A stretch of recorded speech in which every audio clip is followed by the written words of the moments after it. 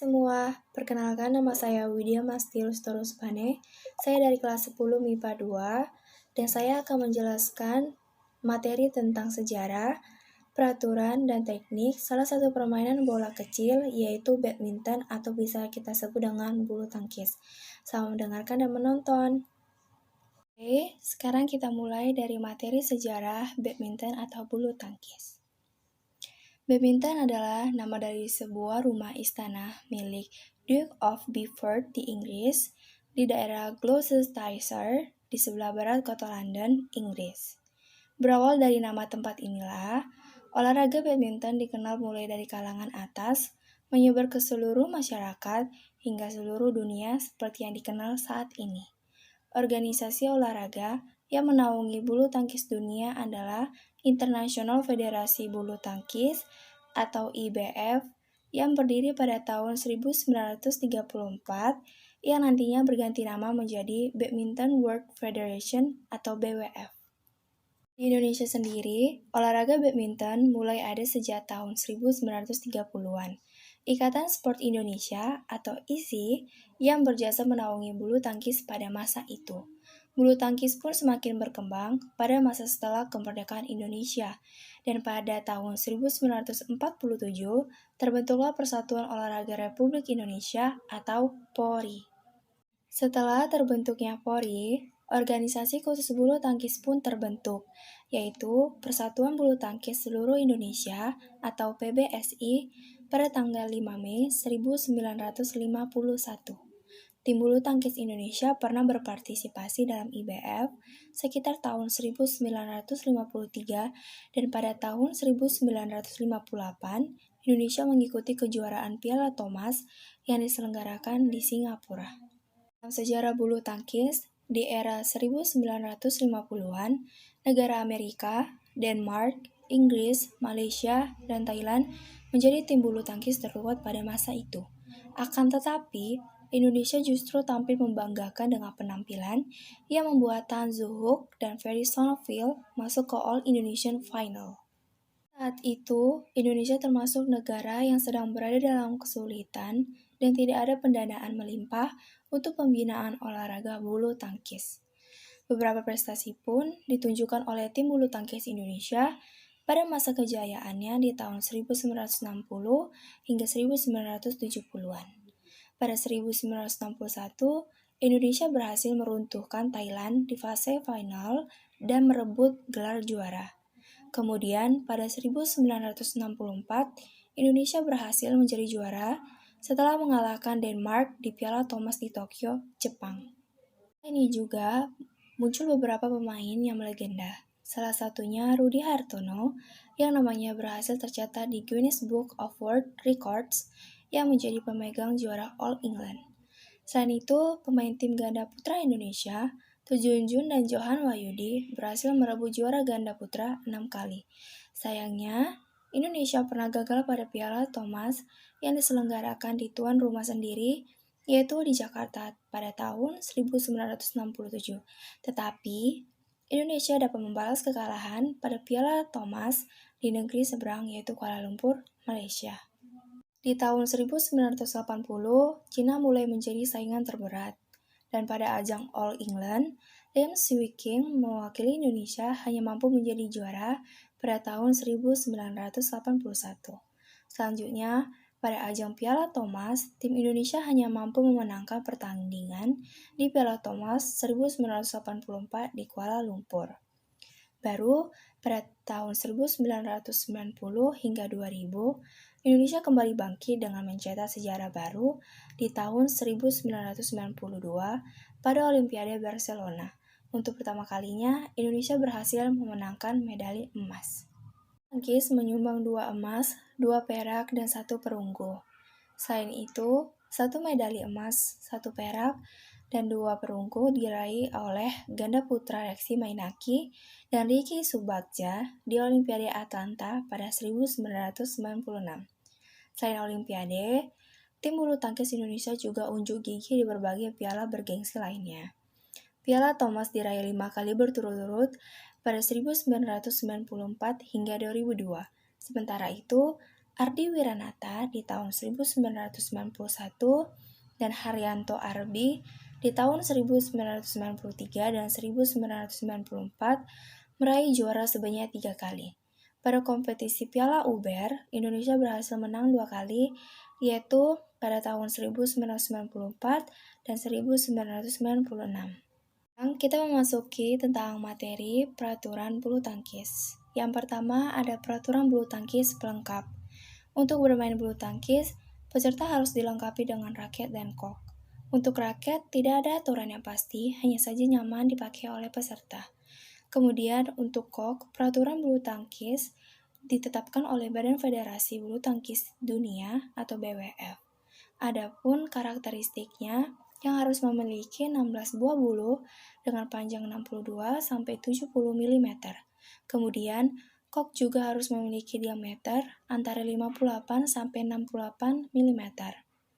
Pangkal kok terbentuk setengah bola dengan diameter 25-28 mm. Dan terakhir, berat kok seluruhnya harus 4,47 gram dan 5,50 gram. Yang kedua, yaitu peraturan servis bulu tangkis tunggal. Permainan dimulai dari posisi genap atau 0 dan setiap servisnya dilakukan dari lapangan sebelah kanan dengan penerima servis di kanan juga. Jika poin ganjil, servis dilakukan dari kiri dan penerima servis juga harus berada di sisi kiri.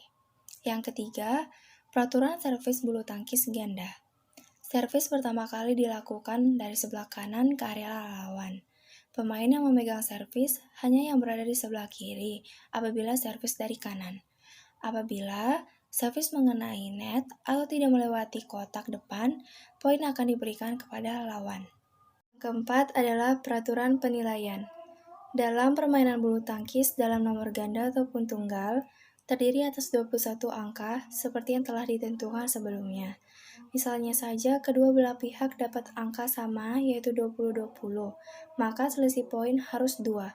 Misalkan Anda meraih angka 21 terlebih dahulu dan lawan Anda mendapat angka 20, maka Anda belum keluar sebagai pemenang. Anda akan menjadi pemenang jika selisih angka Anda dengan tim lawan yaitu 2, menjadi 22-20. Angka maksimal tiap game adalah 30. Untuk itulah, apabila terjadi poin 29-29, maka pemenangnya adalah pemain yang terlebih dulu mencapai angka 30. Pertandingan dalam olahraga bulu tangkis, nomor tunggal maupun nomor ganda, terdiri dari 2 set. Jika tim Anda memenangkan 2 set langsung, maka tentu saja tidak akan ada tambahan set ketiga. Jika tim Anda menang pada set pertama dan kalah pada set kedua, maka ada tambahan 1 set yang biasa disebut rubber game. Set ketiga adalah set penentuan, di mana yang menang pada set ketiga berarti keluar sebagai pemenangnya. Kemudian kita masuk ke dalam materi tentang teknik dalam permainan bulu tangkis. Yang pertama, cara memegang raket atau disebut dengan grip. Adapun 2 macam teknik dalam memegang raket, diantaranya yaitu yang pertama, pegangan forehand dapat dilakukan menggunakan tangan kiri ataupun kanan. Tekniknya yaitu posisi kepala raket menyamping, memegang raket sama seperti saat kita berjabat tangan, antara ibu jari dan telunjuk membentuk huruf V, dan jari lainnya memegang raket. Yang kedua, ada backhand. Sama seperti teknik memegang dengan forehand, backhand juga dapat dilakukan dengan tangan kanan maupun kiri. Posisi kepala raket menyamping, ibu jari terpisah dengan keempat jari lainnya, dan 4 jari yaitu telunjuk, jari tengah, jari manis, dan kelingking memegang raket. Kemudian yang kedua yaitu pukulan. Jenis pukulan yang biasa dilakukan dalam badminton adalah teknik forehand. Teknik forehand dilakukan dengan cara mengayunkan badan dari arah belakang ke arah depan dengan posisi telapak tangan menghadap ke shuttlecock. Berikut bagaimana cara memukul shuttlecock dengan teknik forehand.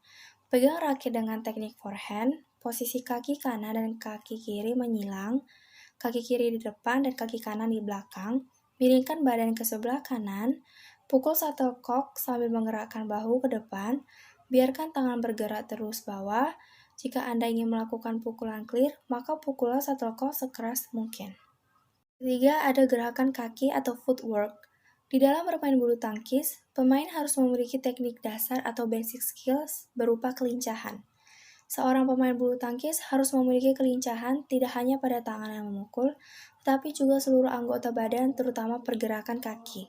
Hal ini harus dikuasai agar pukulan yang dihasilkan berkualitas dan mematikan. Tangan, badan, dan pergerakan kaki harus bergerak yang menciptakan keharmonisan. Kerjasama antara anggota-anggota tubuh ini tidak hanya untuk serangan, tetapi juga untuk bertahan dari serangan lawan. Yang keempat yaitu ada sikap dan posisi badan. Teknik dasar sikap dan posisi badan dalam bulu tangkis bertujuan untuk menjaga keseimbangan tubuh, jadi tidak hanya kelincahan yang harus dikuasai, tetapi juga keseimbangan. 5 yaitu posisi badan ketika memukul atau hitting position. Adapun posisi badan saat memukul yang benar, yaitu usahakan posisi badan menyamping ke arah net, kaki kiri berada di depan kaki kanan, posisi badan berada di belakang shuttlecock, bahu kanan sedikit ditarik ke belakang, dan ketika melakukan beberapa pukulan, maka harus ada pergantian pada bahu kanan dan kaki kanan. 6. Ada servis. Servis dalam bulu tangkis adalah penyajian pertama shuttlecock yang dilakukan oleh pemain ke daerah lawan yang kosong dengan tujuan mendapatkan poin. Teknik servis dilakukan dengan cara mengarahkan shuttlecock ke kanan, kiri, depan, ataupun belakang pemain lawan. Ketujuh, ada pengembalian servis. Teknik pengembalian servis dapat dilakukan dengan cara drop shoot dan netting. Gerakan yang dihindari saat mengembalikan servis adalah gerakan smash. Hal ini dikarenakan shuttlecock yang dihasilkan servis tidak terlalu kuat dan tajam, sehingga jika kita akan melakukan smash, maka tidak akan menghasilkan pukulan yang kuat dan tajam. 8. Ada overhead. Overhead dalam bulu tangkis adalah pukulan yang dilakukan jika shuttlecock mengarah ke belakang posisi tubuh kita sendiri. Overhead ini dilakukan seperti orang yang hanya melempar dan raket dipegang dengan teknik forehand. Yang kesembilan, smash. Dalam permainan bulu tangkis, smash adalah suatu teknik yang bersifat menyerang ke daerah lawan yang kosong yang bertujuan mematikan pergerakan lawan dan mendapatkan poin. Smash terbaik dilakukan dengan lompatan tertinggi, karena dengan posisi itulah pemain mendapatkan posisi pukulan smash yang sempurna. Yang ke-10 ada drop shoot. Drop shoot adalah gerakan yang hampir sama seperti smash, yaitu gerakan serangan yang ditujukan untuk mematikan gerakan lawan. Hanya saja, pukulan ini dilakukan lebih sentuhan halus atau sedikit dorongan. Berikut langkah-langkah melakukan drop shoot bulu tangkis. Yang pertama, pegang raket menggunakan teknik forehand, posisi tubuh penyamping ke arah bahu, pergerakan tubuh harus lincah hingga tubuh berada di belakang shuttlecock. Pukullah dengan tangan lurus, lakukan seperti gerakan smash, tapi berikan sedikit dorongan dan sentuhan pada shuttlecock. Arahkan shuttlecock ke daerah lawan yang kosong, sekiranya tidak dapat dijangkau oleh lawan, terserak ke kanan, kiri, maupun depan. Yang ke-11 ada netting. Netting adalah pukulan pendek yang dilakukan di depan net dan diarahkan ke depan net di daerah lapangan lawan main. Cara melakukan pukulan netting yaitu pegangan raket memakai gaya forehand buat forehand net, sedangkan gaya backhand buat backhand samping net atau jaring. Posisikan siku dengan kondisi agak bengkok dan pergelangan ditekuk sedikit ke belakang. Saat memukul, kaki kanan terletak di depan dan bola dipukul pada posisi setinggi mungkin. Sesaat sebelum perkenaan bola, buatlah tarikan kecil pada pergelangan tangan, pukullah bola pada bagian lengkung kanan dan juga kiri sampai pada bagian bawah bola. Terakhir, kepala raket sejajar atau menghadap dengan langit-langit. Yang ke-12 atau yang terakhir yaitu ada drive. Pukulan drive adalah jenis pukulan yang cepat dan juga mendatar. Biasanya pukulan drive ini dipakai dalam permainan bulu tangkis partai ganda. Pukulan drive tujuannya buat menghindari lawan menyerang atau sebaliknya memaksa lawan buat mengangkat kok dan ada pada posisi bertahan. Pukulan drive akan memerlukan kekuatan otot bahu dan pakai lencutan pergelangan pada waktu bola sedang dipukul. Sekian dari penjelasan saya. Kiranya dari penjelasan saya dapat membantu Anda sekalian dalam memahami materi tentang sejarah, peraturan, dan teknik salah satu permainan bola kecil yaitu badminton atau bulu tangkis. Terima kasih.